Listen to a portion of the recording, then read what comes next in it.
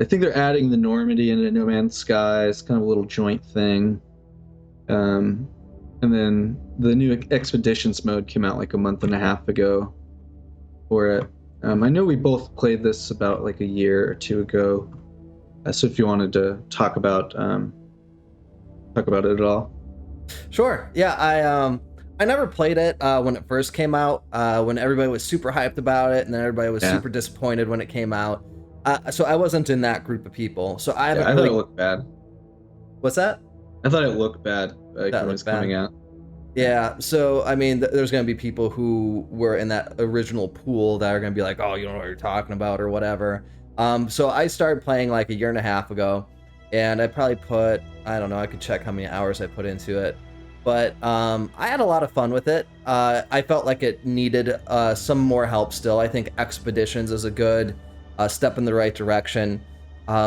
You know, I got to a point in the game where there was nothing left to do but like traverse from one space station to another and just talk to the people. I forgot why I had to talk to them, but that's all I had left to do. And it got there was a point where there was nothing left to do, pretty much. It just got really boring. And what would have been nice was to have some kind of some more in-depth missions to do, not just these very shallow, you know, go to this planet and do that 1,000 times, you know, because that's how the missions were set up when I played. It was just like a couple styles of different missions, and they were all the same, and you just had to do them over and over and over and over again. So what I thought was missing was deeper, richer missions to do. Mm-hmm. Yeah, I mean, I agree with that. There's a lot of parts about it that feel kind of hollow still, but I mean, I'm definitely impressed with what they've been able to do with that game, and really turn it into a good product, a good game, really fulfilled and expanded, you know, on promises it made. So they really took ownership of that failure and made something really fucking cool out of it, I'd say.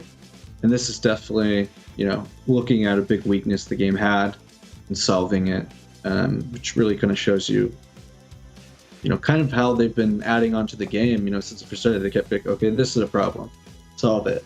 Multiplayer, we lied about it. We just lied about having it, so solved it.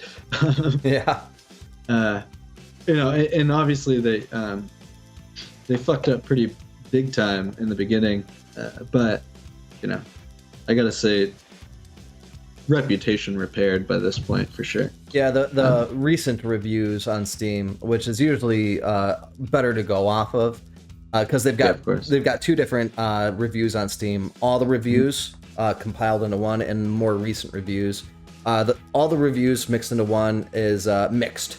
Like, a lot of people love it, a lot of people hate it, but that's also the reviews from when it first came out. Everybody hated it, and it's probably mostly negative. So accumulatively, it's mixed, but the recent reviews are very positive. And I had almost 100 hours into it, which isn't a small amount, you know. Yeah. So I got a pretty good amount. Yeah, I had a decent taste for it, and like you said, there was just a lot of elements that kind of made the game still feel a little bit hollow. And hopefully Expeditions will kind of fill that, add a little bit of color or warmth to the game. I guess is one way to put it. I was playing, like, my friend got me into it, so I was playing with him, and I got to like the hub thing where you can see the other people. But even playing with him, I was like, oh yeah, here's your base. Oh, we can go kill this bounty pirate. But there wasn't much to do, like, together.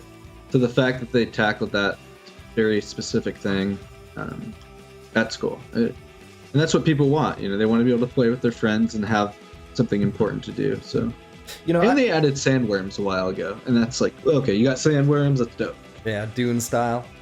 Oh yeah. You know, what'd be nice is that if they took a game like that and I don't know, like teamed up with id Software or something for the movement and combat physics, because like No Man's Sky has kind of the same problem that Subnautica has, where the enemies are subpar, and it, you know, if you added enemies and you added fun combat, I think that would really boost the game up a lot. Especially a game like Subnautica. Imagine if you landed on, or not Subnautica, No Man's Sky.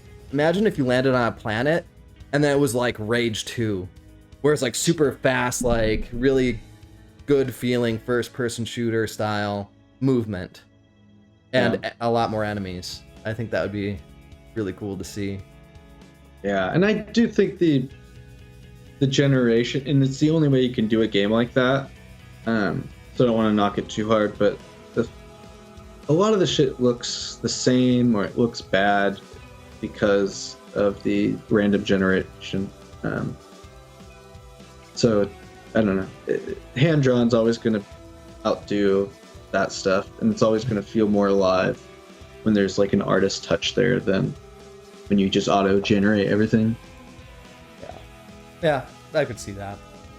But obviously, I mean, with the trillions of stars or whatever he says, like that's impossible. But I think that definitely goes a long way for it not being good. I bet you, in the not too distant future, there will be incentive for a programmer or a team of programmers to come up with some type of algorithm to allow, like a Genova program, or where it creates all these really good planets.